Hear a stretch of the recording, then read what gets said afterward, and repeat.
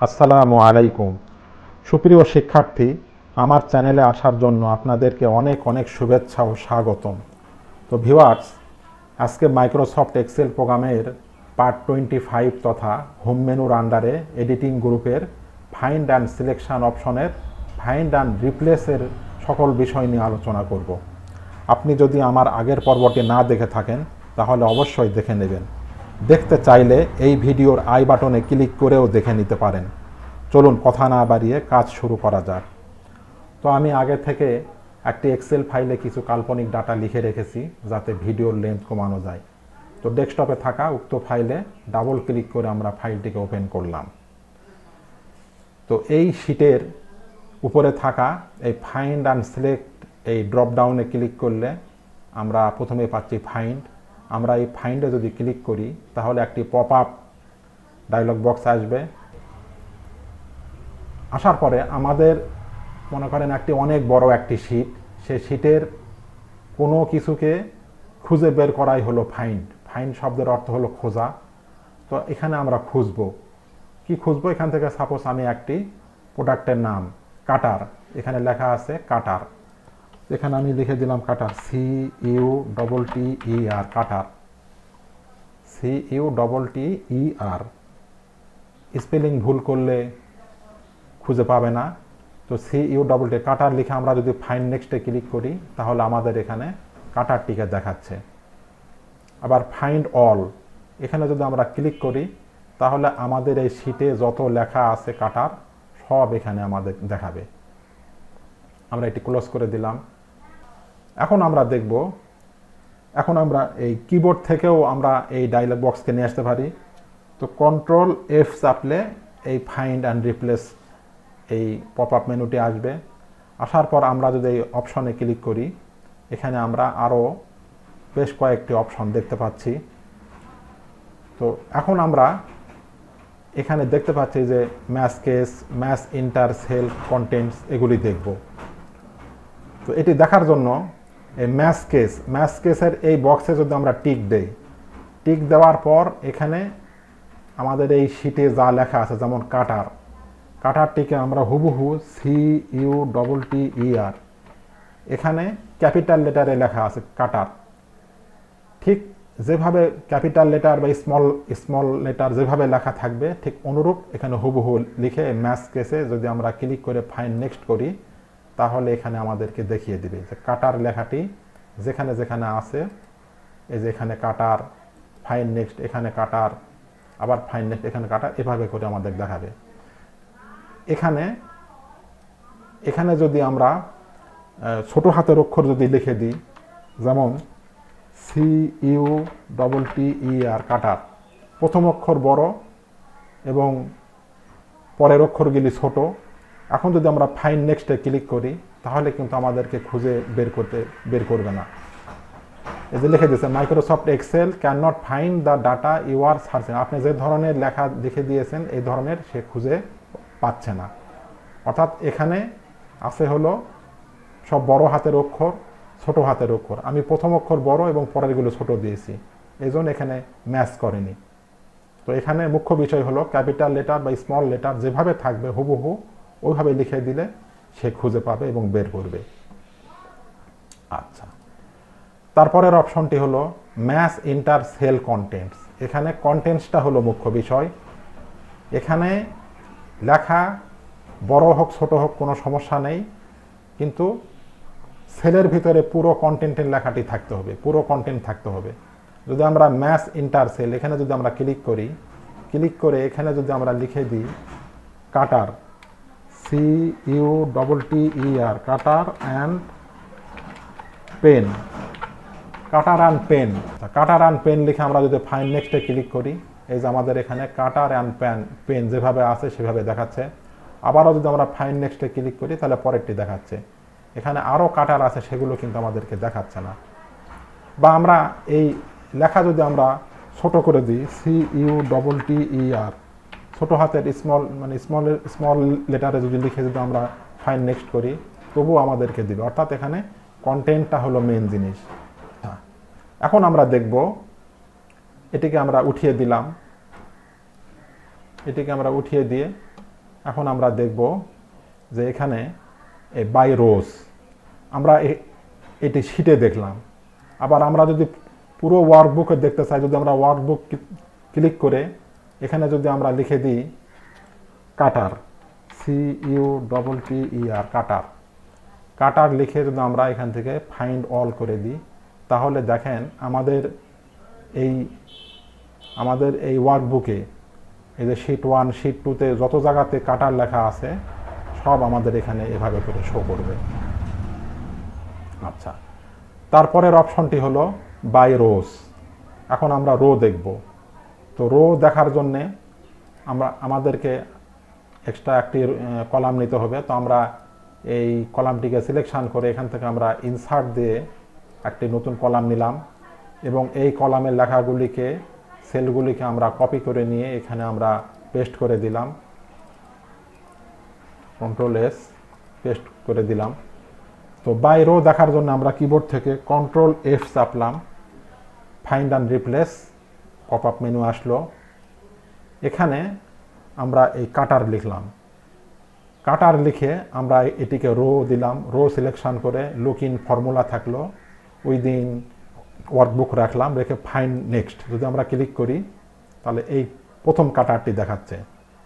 আবারও যদি find next করি তাহলে দেখেন ডান পাশের কাটারে আসছে, মানে রো থেকে রোতে সে বিচরণ করবে, যাবে বা খুঁজে বের করবে।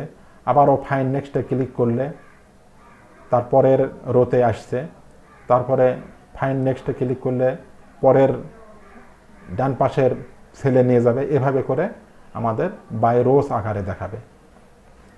তো আমরা যদি এখানে বাই রোসের এখানে যদি আমরা কলাম করে দিই বাই কলামস, তাহলে নিচে নিচে দেখাবে।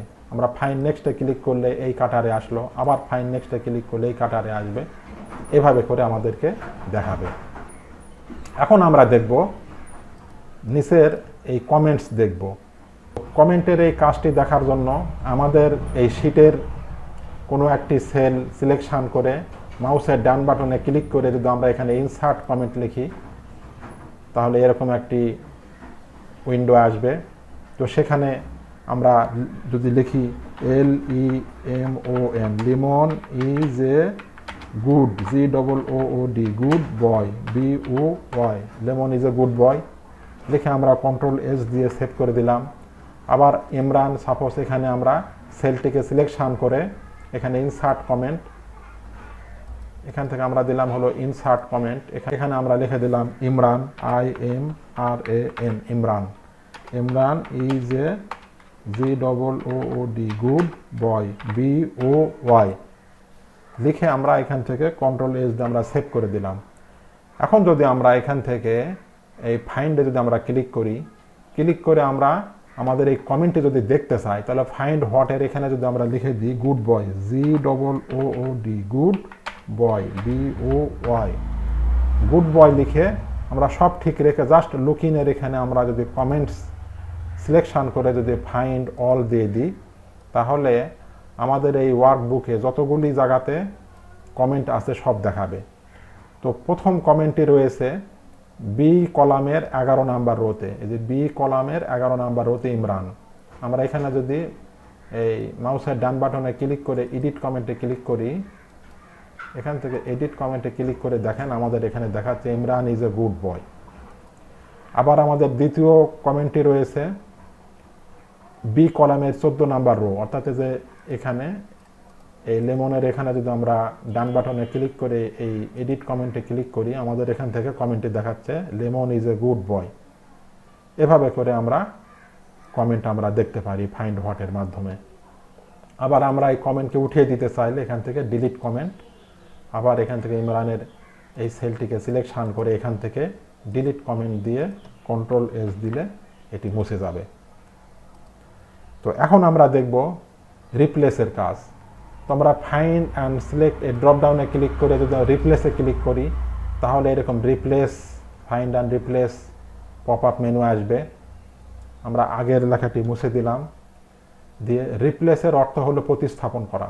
আমাদের এক্সেল শিটের কোনো অংশে আমরা যদি পরিবর্তন করতে চাই, চেঞ্জ করতে চাই, প্রতিস্থাপন করতে চাই তাহলে সেই ক্ষেত্রে খুব দ্রুত এবং সহজভাবে এই কাজটি আমরা করতে পারি। এখন আমরা রিপ্লেসের কাজটি দেখব। তো ফাইন্ড অ্যান্ড সিলেক্টের এই ড্রপ ডাউনে ক্লিক করলে রিপ্লেস ডায়লগ বক্সটি আসবে, অথবা আমরা কিবোর্ড থেকে Ctrl+H চাপলেও এরকম একটি find and replace dialogue box আসবে।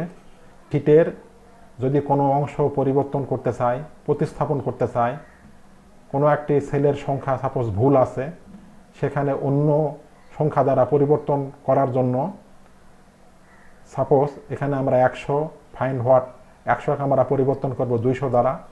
এরকমভাবে করার পর ফাইন্ড নেক্সট, এখান থেকে যদি আমরা এই রিপ্লেসে ক্লিক করি তাহলে দেখেন এটি 200 হয়ে যাচ্ছে।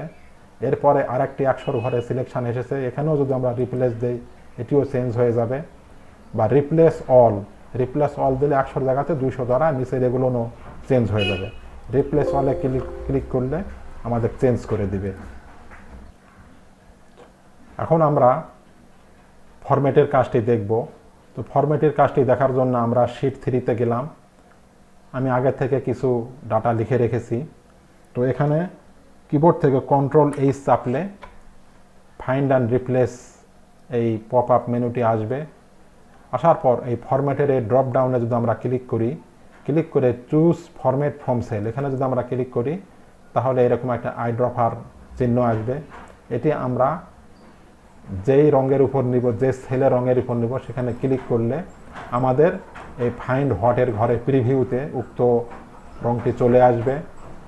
এখন আমরা এই ফরম্যাটকে কোন রঙের ফরম্যাট দ্বারা চেঞ্জ করব সেটি করার জন্য আমরা এই ফরম্যাটে যদি আমরা ক্লিক করি, ক্লিক করলে এরকম একটি ডায়লগ বক্স আসবে। আসার পরে আমরা যদি এই ফিলে ক্লিক করে এখান থেকে একটি কালার আমরা চয়েস করে যদি ওকে করে দিই তাহলে আমাদের এই পূর্বের ফরম্যাটের রঙটি বর্তমানের এই রং দ্বারা চেঞ্জ হয়ে যাবে। তো এটি করার জন্য এখন যদি আমরা রিপ্লেস অলে যদি আমরা ক্লিক করি তাহলে দেখেন আমাদের এটি চেঞ্জ হয়ে গেছে। আমাদের এই ওয়ার্কবুকে যত জায়গাতে এরকম সেলের কালার থাকবে সেখানে এরকম কালার দ্বারা চেঞ্জ হয়ে যাবে। এবং Excel has completed it search and has made 18 replacement. আমাদের এই শিটে 18টি সেলকে সে এরকমভাবে ফরম্যাট করে দিয়েছে। আমরা ওকে করে দিলাম। এখন আমরা যদি এই ফরম্যাটটিকে চেঞ্জ করতে চাই, আউট করতে চাই, তাহলে এই ড্রপ ডাউনে ক্লিক করে ক্লিয়ার ফাইন্ড ফরম্যাট এবং নিচের এই ড্রপ ডাউনে ক্লিক করে ক্লিয়ার রিপ্লেস ফরম্যাট, তাহলে এটি উঠে যাবে। আমরা ক্লোজ করে দিলাম। তো ভিউয়ার্স, আজকের মতো এই পর্যন্তই। এতক্ষণ কষ্ট করে ধৈর্য ধরে ভিডিওটি দেখার জন্য অনেক ধন্যবাদ। ভিউয়ার্স, আপনি যদি আমার চ্যানেলে নতুন হয়ে থাকেন তাহলে পরবর্তী ভিডিওগুলি পাওয়ার জন্য চ্যানেলটি অবশ্যই সাবস্ক্রাইব করে পাশে থাকা বেল বাটনটি অন করে দেবেন। তাহলে আগামী ভিডিওগুলি আপলোড করার সাথে সাথে পেয়ে যাবেন। আর পূর্বে যদি সাবস্ক্রাইব করে থাকেন তাহলে অনেক অনেক ধন্যবাদ। সেই সাথে লাইক, শেয়ার ও কমেন্ট করতে ভুলবেন না। তো ভিউয়ার্স, আগামী টিউটোরিয়ালটি দেখার আমন্ত্রণ জানিয়ে বিদায় নিচ্ছি। সকলে ভালো থাকবেন। আল্লাহ হাফেজ।